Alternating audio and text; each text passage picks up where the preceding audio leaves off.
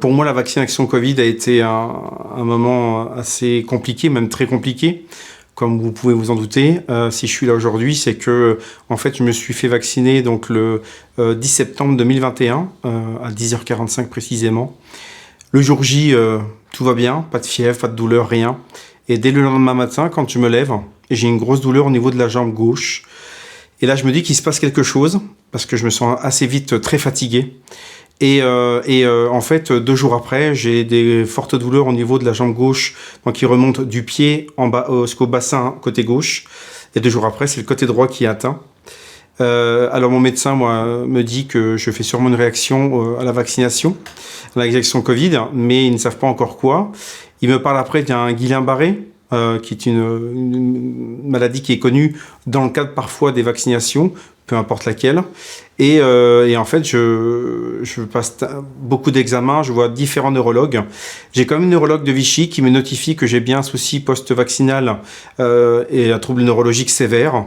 Donc je marche avec une béquille au quotidien. Et au bout de 24 mois, c'est ça à peu près, j'ai enfin eu le diagnostic. Alors, je la fais plus court parce qu'on pourrait parler de ça pendant des heures. Mais j'ai une encéphalomyélite myalgique et une neuropathie des petites fibres sévères. Voilà, donc ça a mis quand même plus de 24 mois avant d'être diagnostiqué suite à l'injection Moderna que j'ai faite le 10 septembre 2021. Tu as mis 24 mois avant d'obtenir un diagnostic définitif, mais quand même, tu dis que dès le début, je crois, les médecins ont validé la thèse de l'effet secondaire post-vaccinal. Tout à fait. Il parle des effets secondaires post-vaccinal parce que moi, ça arrive dès le lendemain matin. Donc en fait, 24 heures tout peine après la vaccination. Donc on se dit, il se passe bien quelque chose. Moi, j'ai 36 ans à l'époque. Je suis papa. J'avais un travail que j'aimais beaucoup. Je suis pacsé. Et tout allait très bien dans ma vie. Et en fait, du jour au lendemain, on me dit... oui, il y a quelque chose, mais on ne sait pas quoi. Et il faut savoir qu'une semaine après l'injection, donc Moderna, donc le 17 septembre, je suis hospitalisé. Et je marchais quasiment plus. Je marchais, je pense même à papy 90 ans marchait mieux que moi. Et ça, je peux vous dire que psychologiquement, c'est très très compliqué à vivre, surtout à 36 ans. Moi, j'allais 3 fois à la salle de sport, j'allais courir le dimanche. Alors, j'étais pas un grand sportif, mais je faisais quand même du sport. Et c'est vrai que quand on se dit qu'on n'arrive plus du tout à faire ces pas-là du quotidien, moi, le lever était très compliqué. Où je me levais, je mettais un quart d'heure avant de me lever, parce que les douleurs déjà au niveau du dos, au niveau des jambes, et puis après je traînais les pieds, comme dit ma femme, elle m'appelait le papy, parce que rien que parler aux toilettes, par exemple, il m'écoutait frotter les pieds sur le parquet. Et ça, c'est des souvenirs qui sont assez durs, parce que c'était violent, une violence inouïe, comme toutes les victimes, parce que tout va bien, et puis du jour au lendemain, tout ne va plus bien. Moi, je sens qu'au fond de moi, le 11 septembre 2021, et en plus, c'est une date, le 11 septembre, on ne peut pas l'oublier, c'est malheureusement, donc pour moi, doublement. Et en fait, je n'arrive plus à assimiler tout ce qui m'arrive. Je sens qu'au fond de moi, il y a quelque chose qui ne va pas. Et cette fatigue surtout extrême qu'on appelle les asthénies, moi j'étais quelqu'un de très actif, et aujourd'hui il faut que je fasse une sieste tous les jours, quasiment, pour pouvoir survivre au quotidien, parce que moi j'aime bien prendre ce mot, oui, c'est une survie. Les gens qui ont des troubles sévères ou même moins, qui suite à l'injection Covid ou au Covid long, on survit aujourd'hui. Parce que quand vous êtes en pleine forme, surtout à un âge très peu avancé, que vous êtes en pleine forme, on se dit qu'on a toujours la vie devant soi, et qu'aujourd'hui on vous dit tout ça c'est fini, Mathieu, le sport, d'aller te promener tout seul, tant de minutes, d'avoir une béquille au quotidien pour pouvoir marcher.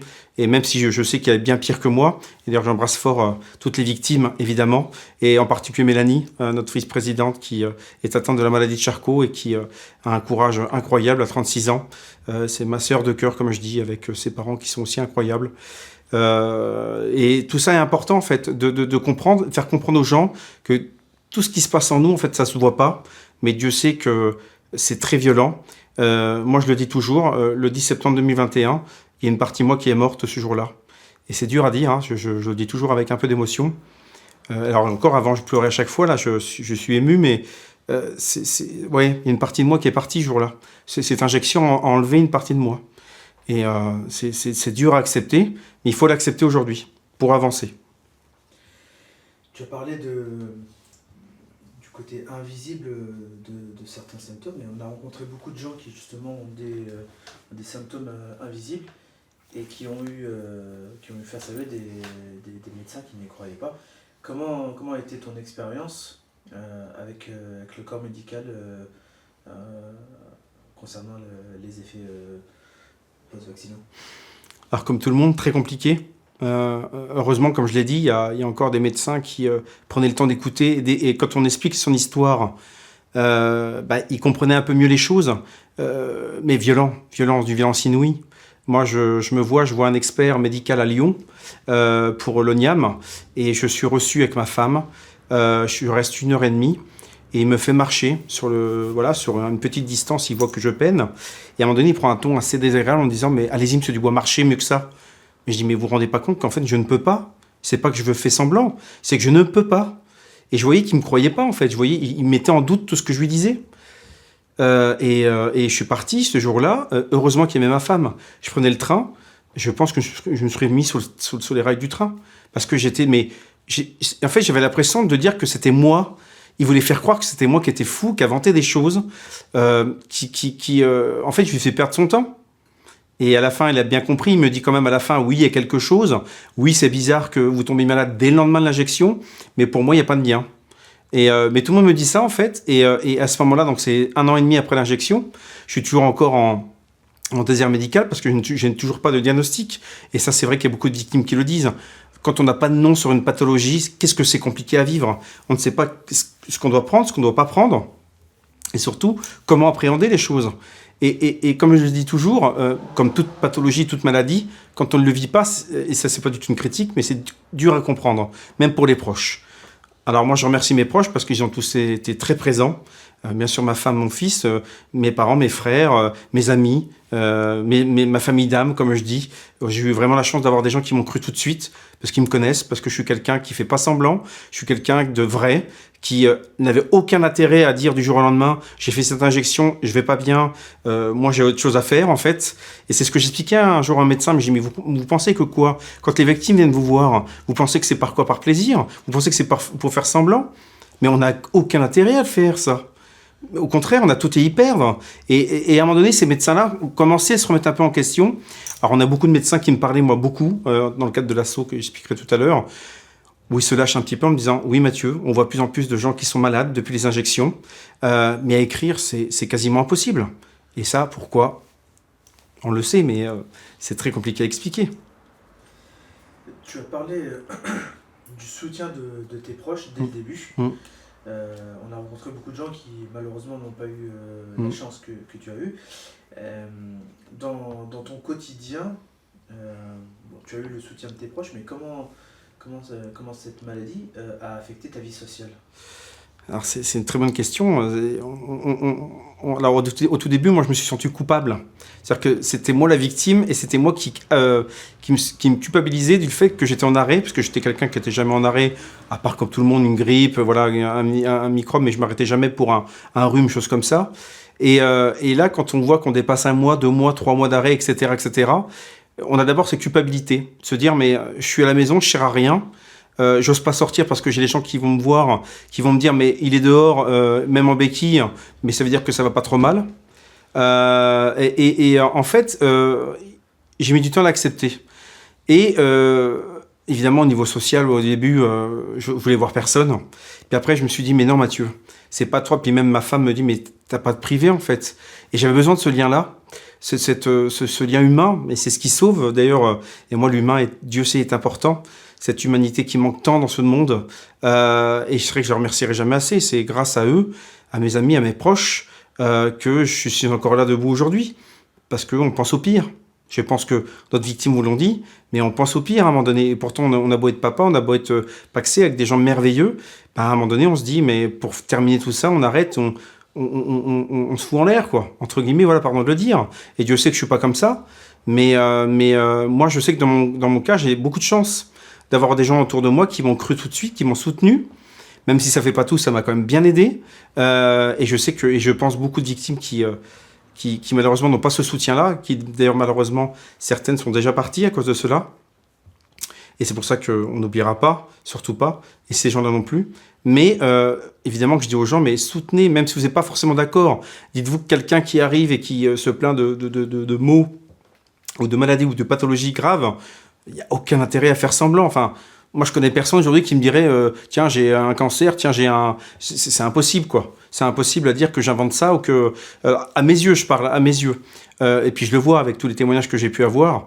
Mais évidemment, je redis, l'entourage m'a beaucoup aidé et je remercierai jamais assez. Je les aime au plus profond de moi. Ils le savent. Mais je pourrais tous les citer, mais ça mettrait une demi-heure. Mais voilà, ils savent que je pense fort à eux et que je les remercierai jamais assez, ouais.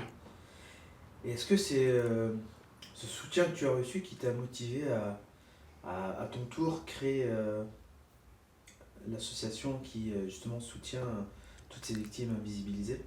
Oui, tout à fait, évidemment. Évidemment, quand on a envie, quand on voit qu'on a...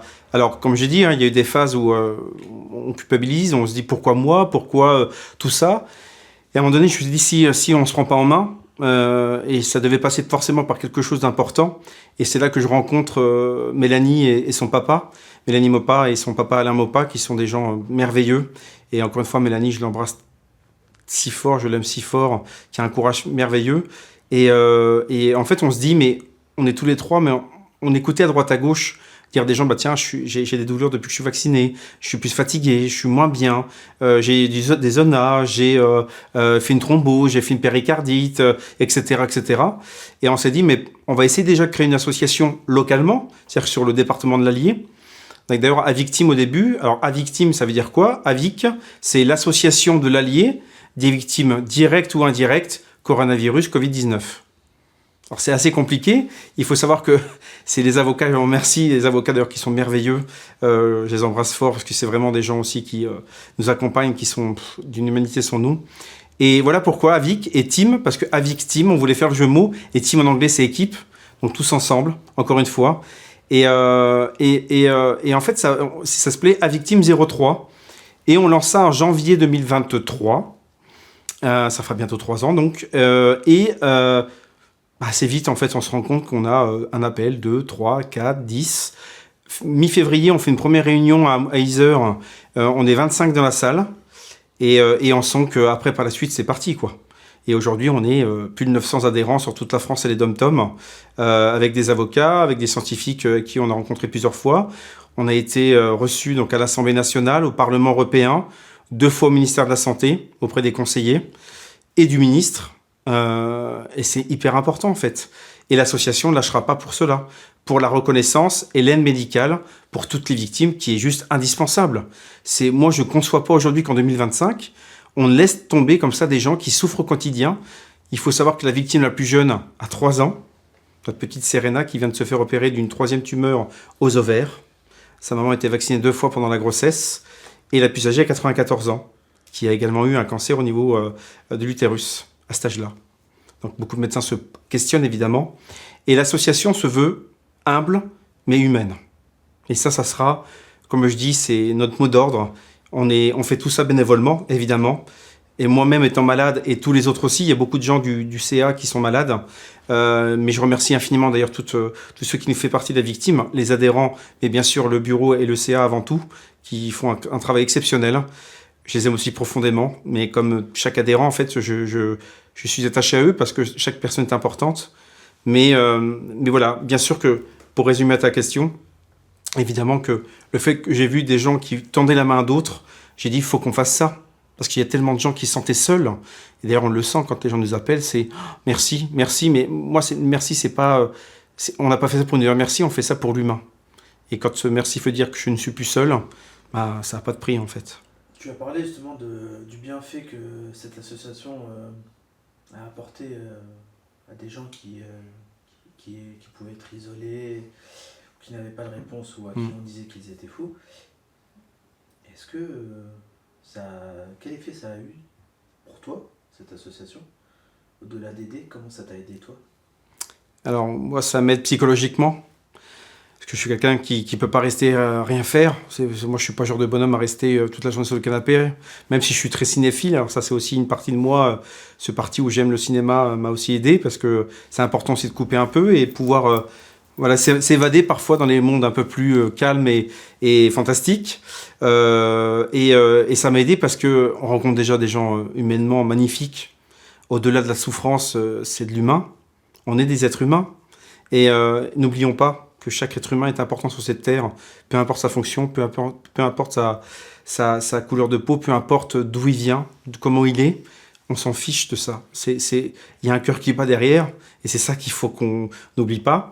Et évidemment que c'est beaucoup de travail, c'est parfois beaucoup de fatigue, mais je me plains pas. Je le fais parce que j'ai envie de le faire. Combien de temps, je ne sais pas. J'espère un jour qu'on aura avancé loin et je me dirais que je pourrais laisser cette place-là, ou alors que l'association ferme pour dire qu'on aura eu gain de cause. Évidemment que ça sera, je pense que là on pourra sabrer le champagne, mais on n'en est pas là du tout. On reste humble, on avance pas à pas. Et psychologiquement, oui, ça m'a aidé beaucoup et ça m'aide encore beaucoup. Et puis cette sensation de dire que de tendre la main en fait à quelqu'un d'autre, enfin pour moi c'était ça me paraissait évident en restant humble, hein. Moi je suis pas plus qu'un autre, hein. Je suis un être humain comme les autres. Il y a des gens qui me disent vous êtes merveilleux. Non, on est tous merveilleux en fait dès lors qu'on a compris qu'il se passe quelque chose, et de faire cette démarche aussi auprès d'une association, c'est pas si simple. Il y a des gens qui me disent mais bravo aussi à toi, ou à toi qui appelle. Et je dis toujours aux victimes, mais n'hésitez pas, parce que c'est pas facile, mais on ne jugera jamais. Jamais, jamais, jamais. On est là pour accompagner, aider, soutenir, psychologiquement, mais surtout aussi juridiquement. Et ça, voilà, on a des avocats, comme je l'ai dit tout à l'heure, qui sont magnifiques, qui permettent de déposer plainte sans rentrer dans les détails, mais par le biais de la victime, vous pouvez le faire. Et c'est important de le faire, je trouve. Après, chacun est libre. Nous, on est là pour exposer ce qu'on fait, de pouvoir permettre aussi à des gens de se faire entendre. Parce que, et d'ailleurs, je lance cet appel-là aux victimes, n'hésitez pas à témoigner. Il faut le faire. Parce qu'il y a des gens qui commencent. Alors, peu importe, ça peut être une photo avec un texte, ça peut être une vidéo. Il y a plein de manières de témoigner, en fait. Mais faites-le. Faites-vous entendre. Parce qu'on ne peut plus rester comme ça tout seul dans notre côté, sans être écouté. Surtout avec le recul qu'on a aujourd'hui. C'est 5 ans de Covid, plus de 5 ans, même quasiment 6. Vous vous rendez compte, on est encore à ce degré-là, à dire, on a l'impression que c'est un gros mot de dire effet indésirable, Covid long, c'est pas possible, qu'on ne peut pas rester comme ça. Donc aux victimes, n'hésitez pas à témoigner et venir nous voir. Et aussi, je dis bravo à chaque collectif et association qui œuvre en France, en Europe et dans le monde, comme nous, pour pouvoir avoir gain de cause et être écouté. Tu as parlé du fait que tu es cinéphile. Je vais poser une question. Peut-être que tu pourrais répondre, peut-être que tu considérais que c'est un petit peu... Est-ce que tu as vu le film Contagion ? Bien sûr. Il y a certaines similitudes entre Contagion et ce qui s'est passé avec le Covid. Donc Contagion qui est sorti un petit peu avant le Covid. 2012, je crois, par là, 14. Pas loin, mais pas loin, ouais. Un peu avant. Et dans Contagion, on est sur une maladie mortelle. Et il y a une réaction forte, mais qui est proportionnée à la maladie dans le film, donc c'est tout à fait légitime. À l'inverse, on a entendu des experts médicaux en France, à Marseille et autres, qui nous ont parlé du degré de létalité quasi inexistant du Covid, et de voir l'ampleur de la réaction mondiale par rapport au risque. Justement, en médecine, on parle souvent de bénéfice-risque. Comment en tant que cinéphile, ou en tant que personne qui analyserait cette situation, comment est-ce que tu regardes ça ? Alors ce film, je me souviens, ouais, c'est Steven Soderbergh qui le fait. Il y a un superbe casting avec une musique assez stressante tout le temps là, qui ancre, et je pense que tu t'en souviens. Hein, alors évidemment, quand on dit au début que c'est une fiction, comme tout, on se dit et comment la réalité peut parfois dépasser la fiction. Alors évidemment, je suis comme les autres au départ quand on nous confine. Je suis devant la télé tous les soirs à écouter le bilan. Puis à un moment donné, avec ma femme, on se dit, mais c'est hyper anxiogène. Donc on va arrêter de regarder ça. Et en fait, ce qu'on a fait, nous, on a fait apéro tous les soirs avec les voisins. Mais attention, on respectait les règles, on était devant notre maison, sur notre trottoir, d'ailleurs la police passait plusieurs fois, on n'a jamais été embêté, et on parlait d'autres sujets, pour éviter effectivement à ce moment-là d'écouter toujours la même chose, aujourd'hui tant de cas, aujourd'hui tant de morts. Alors je n'oublie pas les personnes qui sont décédées du Covid, évidemment c'est une chose horrible, le Covid est une saloperie, ça faut pas le nier. Par contre, pour moi oui, ça a été beaucoup trop loin, beaucoup trop loin. On a quand même privé de liberté beaucoup de gens. Il ne faut pas oublier qu'on se faisait une propre attestation pour s'autoriser à sortir nous-mêmes. Bon, rendez-vous compte, avec le temps, se dire que je me fais un papier pour me dire à moi-même, Mathieu, je t'autorise à sortir 1 heure. Et on a accepté ça. Alors, je critique personne, on l'a fait, c'est fait. Mais je pense qu'aujourd'hui, beaucoup de gens ont compris qu'il se passerait la même chose, ils ne feront plus la même erreur. C'est ce que beaucoup de gens me disent autour de moi. Moi, je ne suis pas là pour intervenir là-dessus. C'est mon avis. Je pense que pendant ce Covid, oui, il fallait faire attention, mais de la confiner et de partir dans des couvre-feux, etc., pour moi, je trouve que c'était beaucoup trop loin. C'est mon avis. Ça me fait penser au film, évidemment. On en a parlé, la semaine dernière avec des amis, qu'on avait été voir au cinéma, justement, avec eux. Et on s'est dit, mais en fait, ça a été beaucoup trop loin par rapport à ce que oui, certains médecins disent au niveau du degré de mortalité et de l'impact que ça a pu avoir. Même si, encore une fois, je dénigre pas le Covid. La preuve, on a les Covid longs avec nous, qu'il ne faut pas oublier, qu'il y a des gens qui souffrent aussi de séquelles graves, voire mortelles, qui sont pas injectés non plus. Mais voilà, c'est reste des êtres humains derrière, il ne faut pas les oublier. Mais pour moi, oui, clairement, j'aurais fait différemment. Alors, c'est facile de dire qu'on aurait fait ci ou ça, mais j'aurais pas confiné comme ça. Ça, c'est clair que j'aurais pas, ou du moins très peu de temps, ou avec des règles moins strictes, mais faire attention, oui, mais partir dans des... Quand on voyait les images des gens qui... certains sont arrivés à désaffecter tout ce qu'ils avaient dans les mains, les courses, les caddies, les mains. Alors, je critique personne, hein, chacun était libre de faire ce qu'il veut. Moi, je respecte chacun. Mais ouais, je pense qu'on est parti sur des degrés où les gens étaient devenus parano. Hein.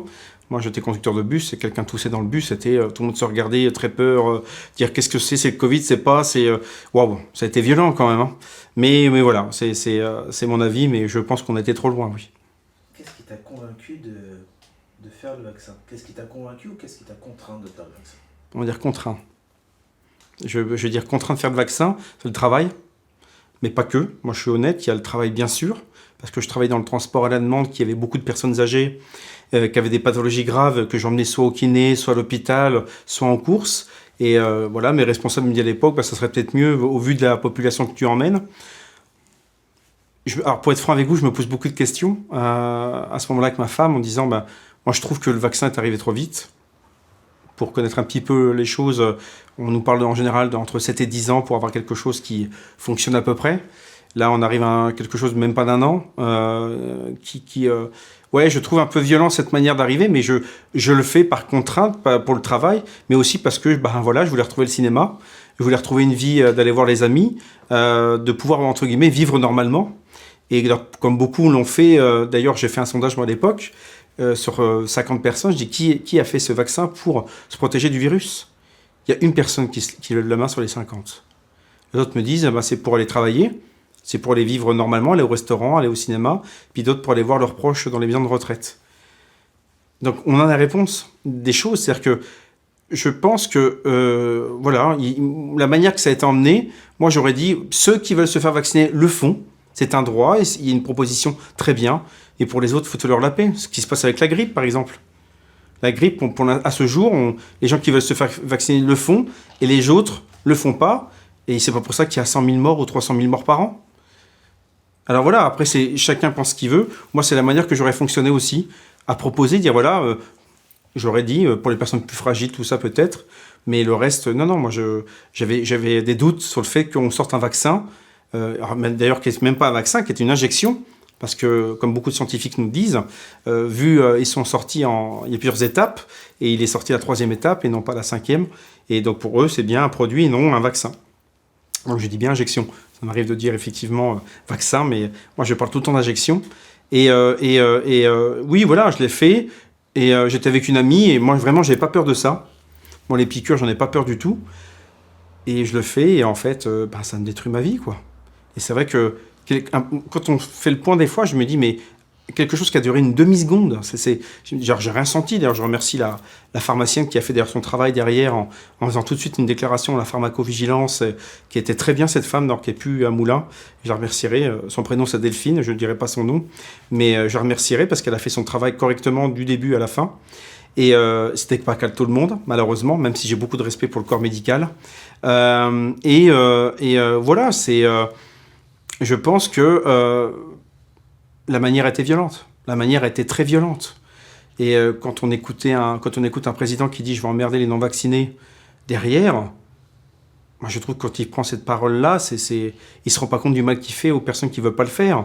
Parce qu'il y a des gens qui après qui m'ont dit « mais c'est à cause de vous que les gens vont mourir si vous n'êtes pas vaccinés, etc. » En fait, on a bourré le crâne aux gens. Et ça a détruit certaines familles, et certains couples même. On l'a vu, hein. Et vous avez pu le voir aussi dans certaines interviews que vous avez pu faire. J'ai 2-3 noms en tête. C'est vrai que c'était violent. C'était une violence inouïe.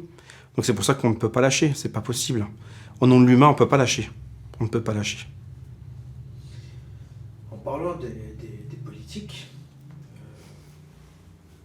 on nous a dit vaccin sûr et efficace, qui bloque la transmission, qui vous protège contre le Covid. On sait maintenant que c'était faux. Ils savaient avant que c'était faux. D'après les déclarations Pfizer, qui disaient qu'ils n'avaient pas testé sur la propagation du virus. Comment est-ce que vous voyez cette propagande du gouvernement pour nous imposer un produit pour lequel ils n'avaient aucune certitude? Alors là, je vais toujours plus mesurer sur mes dires, parce que voilà, en tant que président, je fais toujours très attention.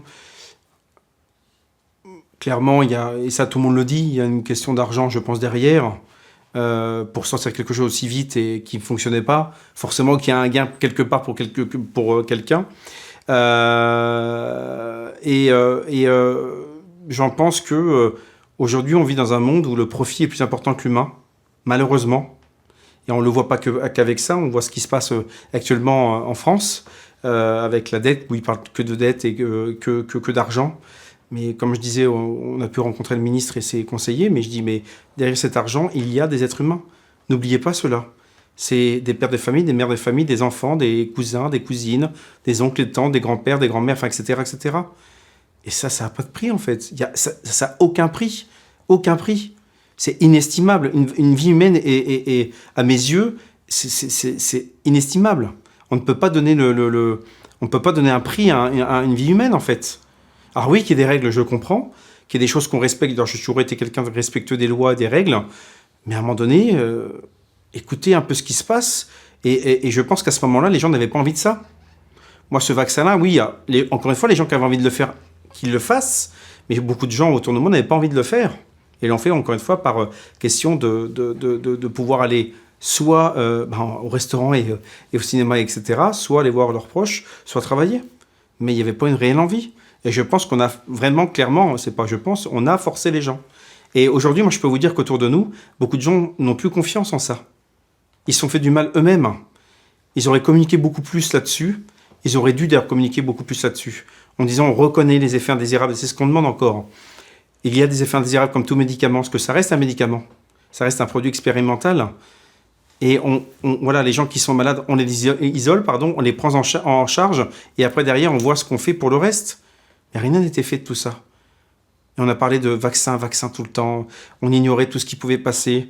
On a quand même un ministre de la Santé, M. Rousseau, sans le nommer, qui nous dit en octobre 2023, si je ne dis pas de bêtises, ou 22, pardon, ça doit être 22, il me semble. Bon, bref, qui dit il n'y a pas d'effet indésirable avec ces vaccins-là. Oui, il y a des gens qui sont morts, des enfants sont morts, des gens qui souffrent au quotidien. Il ose dire ça, mais c'est un manque de respect total au nom de l'humain. Et c'est impardonnable. C'est impardonnable. Moi, comme je dis dans une précédente interview, c'est un massacre. C'est un massacre. Vraiment. Quand je vois des gens qui ne peuvent plus marcher, qui sont en fauteuil et qui sont en train de mourir, vous appelez ça comment? Un massacre. Il n'y a pas d'autre mot. Et c'est impardonnable. Moi, on se battra pour l'être humain et pour la vie et pour le futur, en fait. Mais nous, notre combat, c'est encore une fois la reconnaissance et l'aide médicale. C'est notre combat et on veut rien d'autre. Mais il est temps que ça bouge, il est temps que les choses avancent enfin. Et qu'est-ce que cette expérience vous a appris sur l'être humain? 2 choses. Il y a du très très bon, mais il y a du très très mauvais. Comme je l'ai dit tout à l'heure, le très très bon, on va commencer par le positif. C'est qu'on rencontre des gens merveilleux, avec des qualités humaines incroyables. Le partage, l'écoute, l'entraide, l'amour. L'amour avec un grand A. Et pardon, je suis un peu ému. Parce que c'est tout ce qu'on a pu voir et écouter, en fait. C'est toute cette souffrance. Et quand on voit des gens qui sentent seuls, qui souffrent, et qu'on arrive à mettre en lien, c'est ça notre plus belle, c'est ça notre merci à nous, à la victime. C'est que les gens puissent se comprendre, s'écouter et se respecter surtout. Le respect. C'est ce que j'inculque à mon fils aujourd'hui. N'oublions pas ce respect-là. Peu importe ce qu'on peut penser, peu importe ce qu'on peut avoir en face de nous, quelle situation, quel être humain, mais avoir ce respect-là, en fait. Et puis de l'autre côté, du très très mauvais, avec des gens qui n'écoutent rien, qui se fichent de la souffrance humaine, qui pensent qu'au profit, qui pensent qu'à leur pouvoir. Ouais, ça fait mal aussi. Mais je retiens le positif. Et comme disait un ami, dans chaque négatif, il y a du positif. Et moi, le positif, c'est ces rencontres humaines, c'est se ressouder, aussi comprendre que la vie est courte et que profiter des moments si importants avec ses proches, ses amis, sa famille d'âme, sa famille de cœur. Et là, je les embrasse tous très fort. Et voilà, et je les aime tous très très fort. Et comment vous voyez le futur pour la société, pour votre combat? Qu'est-ce que vous voyez? C'est une très bonne question, ça.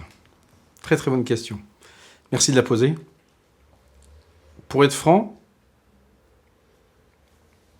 c'est compliqué, je trouve, aujourd'hui à se projeter loin. Alors, quand je dis loin, c'est pas dans 10 ou 20 ans, mais même dans 2, 3, 4, 5 ans. On ne sait pas ce qui peut se passer. Une chose est sûre, c'est que nous, on ne lâchera pas dans ce combat. Donc, tant qu'on n'aura pas gain de cause, tant qu'il n'y aura pas une vraie reconnaissance avec une vraie prise en charge globale des victimes, on ne lâchera pas. Que ce soit un mois ou un autre. De toute façon, aujourd'hui, il y a tellement de gens qui ont compris que, en fait, voilà, il est temps que les choses bougent. Après, c'est compliqué de dire le reste, sincèrement. Moi, je défie quiconque de me dire ce qui va se passer dans les prochains mois ou années. On ne sait même pas ce qui va passer dans les 10 jours avec le futur gouvernement. Donc, je ne vous dis même pas dans 6 mois ou 1 an ou 2 ans ou 3 ans, quoi. C'est très compliqué. Je ne suis pas quelqu'un de pessimiste. Je garde un peu d'optimisme parce qu'il y a encore de l'humain sur cette terre, comme je l'ai dit. Mais il y aura des moments compliqués, ça c'est certain. On en vit déjà beaucoup là. Il y en a encore à vivre. Mais il faut qu'on se soude, il faut qu'on reste soudés. Encore une fois, peu importe les opinions de chacun. On peut faire bouger les choses, même si on n'est pas d'accord, mais avec le respect. Et ça marchera. C'est la clé de l'humanité. Hein. Moi, c'est mon avis. Hein. Mais je crois encore à cet humain. Et je sais qu'il y aura encore de belles choses, par contre. Il y aura des moments compliqués, mais il y aura encore de très belles choses à vivre. Tous ensemble. Qu'est-ce que tu dirais à Mathieu d'avant Covid, si tu avais la possibilité de le voir avec l'expérience que tu as? Alors, le Mathieu d'avant Covid, quelqu'un qui était bosseur, qui aimait son travail, quelqu'un de jovial, de cool, un peu anxieux, parce que quelqu'un qui aime bien faire les choses. Ouais, quelqu'un qui se laissait un peu vivre tout en faisant attention. Mais oui, quelqu'un globalement qui est assez cool et envie de rire, envie de faire du sport. J'aimais ça, d'en regarder, d'en faire, de voyager, de bouger. C'était le Mathieu d'avant, ça, ouais. Et je dis le Mathieu d'après. Qu'est-ce qui te manque le plus? Qu'est-ce qui me manque le plus? Courir. C'est con à dire. Pour des gens, ça paraît simple, mais moi, ça fait 4 ans que j'ai pas couru.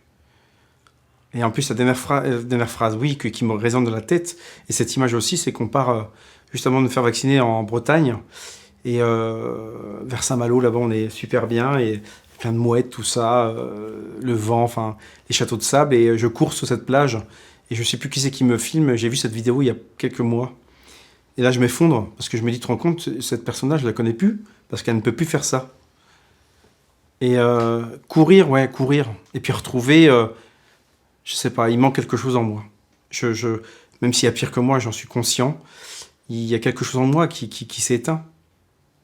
Par contre, de l'autre côté, il y a des choses en moi qui sont bien ravivées et qui ont bien compris qu'il se passait quelque chose et qu'il fallait vivre. Mais ouais, juste le mot courir. Juste, si un jour je peux recourir, mais je pense que je vais pleurer toutes les larmes de mon corps, mais vraiment.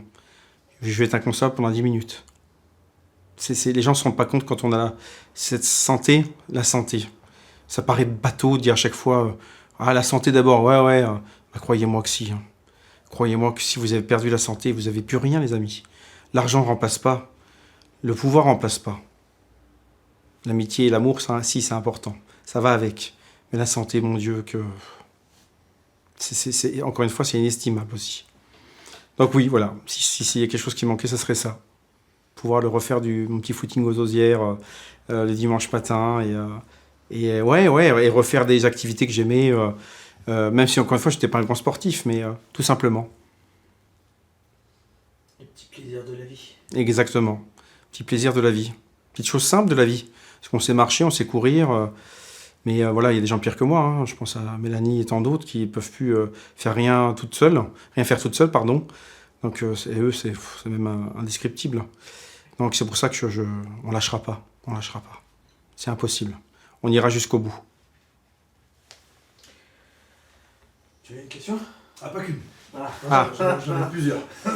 C'est super intéressant ce que tu nous dis, c'est bouleversant, on sent à travers tes propos toute l'émotion que tu as pu ressentir. Et, la première question que je voulais te poser, c'est, tu sais, souvent ça arrive que les personnes, comme toi, vaccinées, soient taxées de complotistes, tu vois, fabulateurs, voilà. Est-ce que c'est une étiquette qu'on a pu te coller à un moment donné ? Et qu'est-ce que tu aurais à dire à des personnes qui peut-être auraient pu te dire tu es anti-vax alors que tu as été vacciné, tu as subi des effets ? Est-ce que ça t'est arrivé d'avoir ces étiquettes-là et qu'est-ce que tu aurais à dire à ces personnes-là ? Alors oui, ça m'est arrivé. Ça nous est arrivé parce qu'on manifeste parfois sur les marchés ou là, par exemple, dimanche, on est à la braderie de Moulins le 7 septembre. Alors déjà, quand les gens passent qui disent que c'est anti-vax, je dis lisez déjà les affiches qu'il y a. C'est marqué effet indésirable post-vaccination. Donc il y a déjà un problème dans leur énoncé de phrase.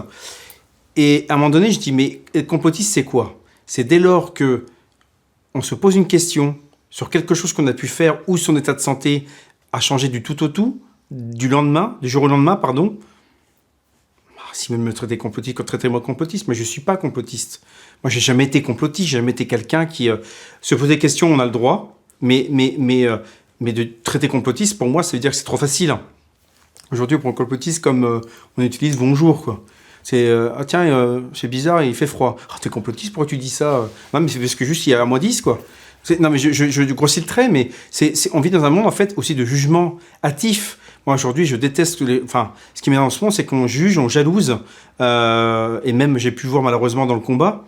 Et ça, aux 4-5 personnes qui veulent mettre la zizanie, dites ce que vous voulez. Nous, on sait très bien ce qu'on fait. Et on est des gens droits, honnêtes, sincères. Et tout ce qu'on peut faire, on le fera jusqu'au bout. Et c'est ce monde-là, en fait, ce combat-là aussi reflète, c'est ce monde-là où il y a du très très bon, à 95%, 96%, et puis on a 3, 4, 5% qui veulent, entre guillemets, semer la zizanie. Mais moi, aujourd'hui, ils peuvent dire ce qu'ils veulent. Je sais ce qu'on vit, je sais ce qu'on va, je sais ce qu'on a entendu, je sais ce qui va se passer, et on ira jusqu'au bout, encore une fois. Est-ce que tu as parlé tout à l'heure, tu avais dit que vous aviez été reçu via Victime par les différents, par l'État, plusieurs reprises, le ministère de la Santé et autres. Comment se sont amorcés les contacts et est-ce que par la suite il y a d'autres rendez-vous prévus et comment l'État a pu vous aider si aide il y a eu ? Alors, très bonne question. Alors, les contacts sont faits par différents politiques. Alors nous, on est apolitique, c'est-à-dire qu'on ne garde pas l'étiquette politique, mais la personne qui veut nous aider. Alors on peut être franc, hein, on a des gens du RN, des gens du PCF, des gens de LR, des gens de extrême gauche non, mais qui a voulu nous aider. Et nous on regarde pas vraiment, encore une fois, on ne regarde pas l'étiquette, on regarde l'humain. Et c'est grâce à ces gens-là qui ont suivi le combat, qui ont dit tiens, venez parler de ce combat-là au Parlement ou à l'Assemblée nationale. Alors c'est encore trop tôt pour dire qu'ils ont pu nous aider. Alors, si, déjà, pour nous inviter, je trouve ça, cette démarche belle, et on les remercie. Mais pour l'instant, malheureusement, ça n'a pas porté ses fruits comme on voudrait. Mais on s'en doutait, ça ne se mettrait pas en place comme ça du jour au lendemain. Oui, bien sûr qu'on espère d'autres rendez-vous. On est en contact avec les conseillers et c'est clair qu'on ne lâchera pas. Alors, on verra ce qui va se passer à la rentrée, si on change encore de ministre, est-ce qu'il faut encore tout recommencer? On recommencera, s'il faut recommencer 5 fois, 10 fois, 30 fois, 70 fois, on le fera. On ira, de toute façon, on ne lâchera pas. On ira jusqu'au bout. Et encore une fois, je le dis aux gens, pareil, les gens qui ont voulu nous attaquer au début, ah tiens, vous êtes plutôt extrême droite, plutôt extrême gauche, plutôt sans... Mais on s'en fout de ça. Mais moi, je m'en fous de la politique, en fait. Moi, c'est pas les politiciens qui m'intéressent, c'est l'humain derrière. Moi, si demain on arrive à avoir gain de cause grâce au LR ou PCF ou RN, bah tant mieux, parce que c'est pour avancer la cause. Mais le reste, j'en ai rien à faire. Moi, c'est pas notre combat. Notre combat, c'est l'humain et les effets indésirables post-vaccinaux et Covid long. Le reste, on s'en fiche. Refaisons un focus sur la victime, j'ai pas mal de questions. C'est intéressant parce que vous faites un gros boulot. C'est vrai que les personnes qu'on a pu interroger, tous sont unanimes à votre sujet. Mathieu, également les membres de l'équipe, tous vous remercient chaleureusement. Vraiment, on a senti une vraie sincérité et c'était touchant. Beaucoup ont dit que vous faisiez partie de leur famille. C'est-à-dire que la victime est rentrée dans le foyer des Français. Est-ce qu'on peut revenir un petit peu sur la genèse du projet? Combien de temps ça vous a pris? Tout à l'heure, vous avez parlé pour fédérer, pour créer le collectif, créer la structure. Et combien de temps ça vous prend au quotidien? Alors, déjà, moi, je remercie chacun qui a pu dire ça, mais c'est vrai ce qu'ils disent, hein, on est une famille. Et alors, ça peut choquer certaines personnes, mais si, on est une famille parce qu'on se comprend. C'est-à-dire qu'une parole, un regard, parfois, quand on rencontre les gens, on comprend tout de suite ce qu'on peut avoir, ou une douleur, ou un ressenti. Et ça, c'est hyper important. Alors, la genèse, c'est que, faut dire les choses comme elles sont. C'est grâce au Journal de la Montagne, qui est un journal d'ici, qui en fait, c'est un journaliste qui me croise, qui pense que comme beaucoup, je suis tombé, je me suis cassé quelque chose, et je lui dis que c'est le vaccin. Il s'arrête net, il me dit quoi? Il dit passez à la montagne en juin 2022. Je fais un article avec photo et ils me disent on essaiera de passer ça dans le journal et j'ai pas de nouvelles et je me dis que moi si de toute façon il passe quelque chose, ils vont mettre ça dans un petit coin, ça va passer inaperçu et en fait ils me font une page entière sur moi. L'article sort et vraiment je les remercie parce qu'ils ont vraiment décrit ce que je vivais à l'époque. Et c'est là que je rencontre Mélanie, par biais de son frère et son papa, qui me contacte, qui me dit moi, il m'arrive ça. Et on se rencontre très vite et le courant passe tout de suite, parce que c'est des gens aussi d'une humanité sans nom. Donc on se rencontre début août. Et la genèse arrive en novembre. Un soir, je m'en souviens, on est tous les trois et on se dit, parce qu'on écoutait à droite à gauche qu'il se passait quelque chose. On se dit, mais un peu comme ça, on se dit, mais pourquoi on ne créerait pas une asso pour voir un petit peu déjà les gens de l'Allier. Et ça se fait comme ça, et puis on a des avocats qui nous écoutent, qui nous disent « mais nous, on va vous aider, on va vous accompagner ». On a eu aussi la chance de trouver des gens aussi bien tout de suite. Et la victime est née comme ça, un peu sur un coin de table un soir, en discutant, en parlant de nos problèmes, et les choses se font assez rapidement. En plus, je suis quelqu'un déjà qui fait des choses, quand on me dit, moi, c'est rapide. Et le temps que ça me prend ma vie, en fait, en ce moment. Alors j'avoue, j'ai failli me séparer il y a quelques mois. Alors à cause non, parce qu'elle soutient beaucoup la cause, ma femme, et elle comprend. Mais c'est vrai que je suis très très occupé. Mais c'est quelqu'un de bien, donc je la remercie. On a expliqué les choses et ça va bien mieux. Et en fait, c'est grâce aussi aux gens qui nous entourent. On a Daniel qui était pas loin, dans la petite pièce là et ici que je peux pas regarder, mais que j'aime tendrement, et tous ceux du bureau et du CA, et tous les adhérents, je les aime profondément parce que ce sont des gens humains. Je le dis toujours ému, mais c'est des gens qui, dans tout ce malheur, je remercie juste le bon Dieu, c'est qu'on rencontre des gens merveilleux, d'une humanité sans nom. Alors je dis pas que je suis content d'être malade, pas du tout, évidemment que non. Si j'aurais un claquement de doigts à faire, c'est revenir ce 10 septembre 2021 et taper dans cette dose et la faire tomber par terre. On ne peut pas, c'est comme ça. Il faut avancer. Je sais que psychologiquement, c'est pas facile pour beaucoup. Et ça, il ne faut pas les oublier. C'est pour ça qu'il y a des gens, on oublie toujours les maladies qu'on appelle les maladies invisibles, où il y a des gens qui souffrent comme ça, mais on ne dirait pas. Mais en fait, intérieurement, je peux vous dire qu'il y a des douleurs et des souffrances psychologiques et physiques. Elles sont bien réelles. Alors l'État commence à faire comprendre que ça existe, l'handicap invisible. Et c'est bien, il est temps aussi de le faire. Et à victime, aujourd'hui, c'est ma vie. C'est ma vie parce que je ne peux plus travailler. J'ai été licencié pour inaptitude parce que je suis en catégorie 2, en invalidité. Ça fait bizarre de le dire à 40 ans. On pleure beaucoup. Je peux vous dire qu'on pleure beaucoup, énormément, au début. Puis après, on se dit, si on pleure, on n'arrête pas de pleurer, qu'on ne se réveille pas, ben, c'est fini. Et déjà que la vie est courte. Et je me dis qu'avec Mélanie et Alain, humblement, encore une fois, moi, je resterai toujours humble. Je remercie mes parents pour ça. C'est qu'on connaît la valeur humaine et respecter chaque être humain. Et à Victime, aujourd'hui, oui, on est fiers d'une chose, c'est que les gens, où je suis content, c'est qu'ils s'identifient à la Victime et en bien, et en tant que famille, et en tant qu'aide. Et c'est ça le plus important. C'est ça vraiment ce qu'on voulait au départ. Moi, j'ai encore une jeune femme qui m'écrit avant-hier en me disant « Mathieu, je discute bien avec 2 femmes.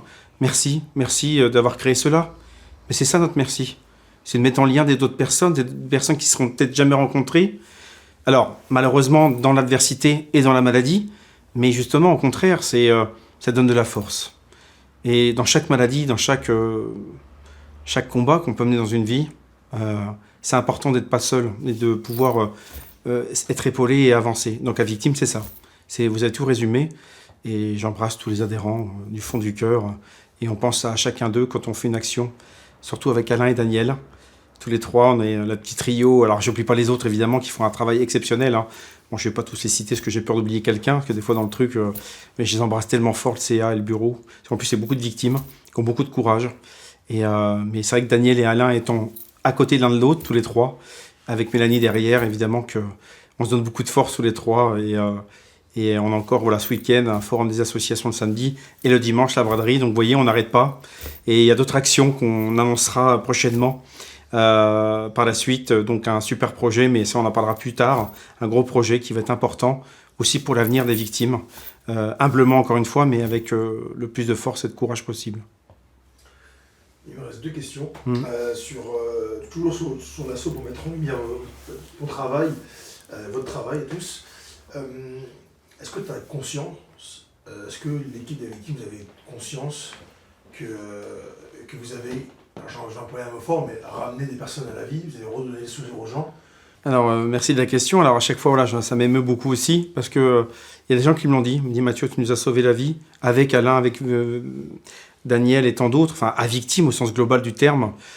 Alors, pour être franc, non, parce que moi, je vous dis, l'association a été créée vraiment tous les 3 comme ça, avec beaucoup de cœur, mais surtout, non, je pense que parfois on se rend pas compte d'où on peut emmener, et je suis ravi si on a pu aider.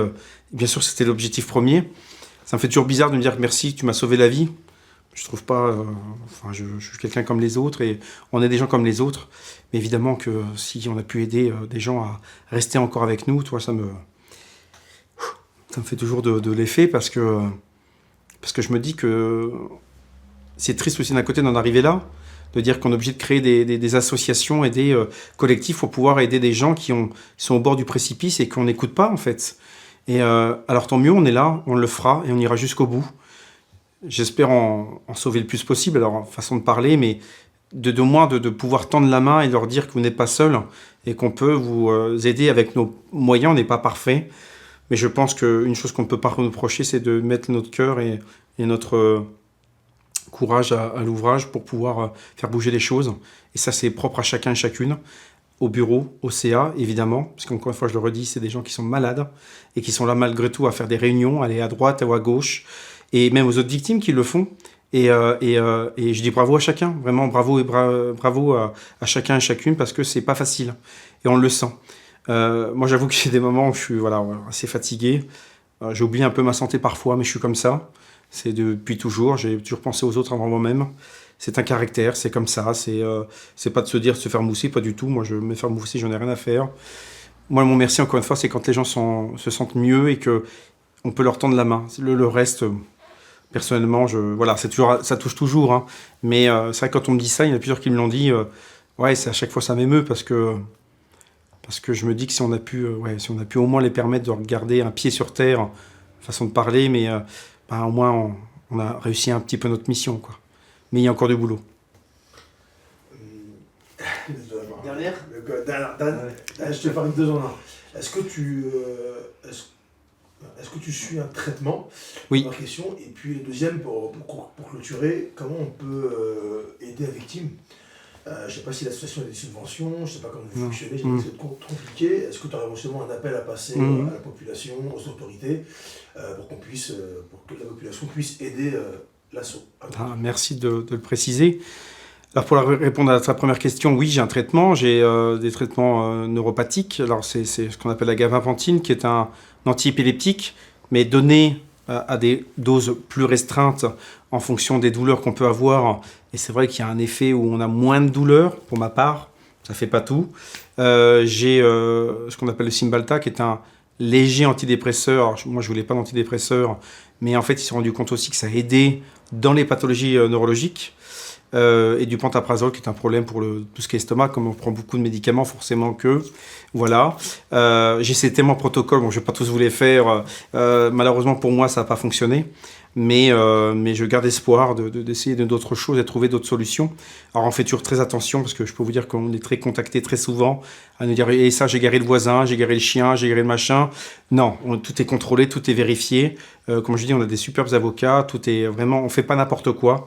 La victime n'est pas là pour ça. Et oui, donc pour nous aider, ou pour adhérer surtout, alors par le site internet aavictime.com, donc c'est aavicteam.com, donc vous pouvez adhérer et ou faire un don en même temps. Alors évidemment, nous on marche beaucoup par les dons, parce qu'on n'a pas de subvention à ce jour attitrée. On devrait être normalement défiscalisé pour les dons à partir de l'année prochaine. On aura 3 ans, donc on espère que ça va booster, même si on a eu des magnifiques dons, et on remercie vraiment des gens incroyables. On peut le dire, vraiment des dons magnifiques. Même moi, je n'en reviens toujours pas, parce qu'ils sont touchés par la cause et qui nous encouragent. On a encore eu ce week-end 400 € de dons des gens lambda, qui disent, modestement, vous envoie 100 €, 200 €, 500 €, 300 €, ou même 50, 10, 20, etc., même 5 €. Enfin, je trouve ça magnifique. On lance un appel à l'État, bien sûr, pour pouvoir aider des associations comme nous, et collectifs, parce qu'il y en a d'autres, évidemment, et parce qu'on a besoin de moyens pour se faire entendre, déjà la communication, pour pouvoir se déplacer, et pouvoir réaliser des actions, évidemment, et de plus en plus grosses. Le but, nous, c'est de se faire entendre par le biais soit de concerts, soit de spectacles, soit de truffades qu'on a pu faire, soit de loto, etc., etc. Et évidemment qu'on a besoin d'argent, c'est le nerf de la guerre de tout le monde. Et puis aussi, si par la suite on a les moyens de pouvoir aider les victimes, alors on les aide déjà par le fait que pour les frais d'envoi des procédures de plainte, c'est l'association qui prend tout en charge. Mais on aimerait, si possible, un jour, pouvoir aussi aider s'il y a des grosses factures de santé, choses comme cela. Ça, c'est un autre débat, parce qu'on ne veut pas de jalousie, on ne veut pas créer de tension pour ça. Mais évidemment, si un jour on a les moyens, on le fera avec grand plaisir. C'est le but. Mais avant toute chose, de pouvoir avancer, se faire entendre et pouvoir continuer à vivre et à faire entendre la voix et les voix, surtout, des victimes qui souffrent au quotidien.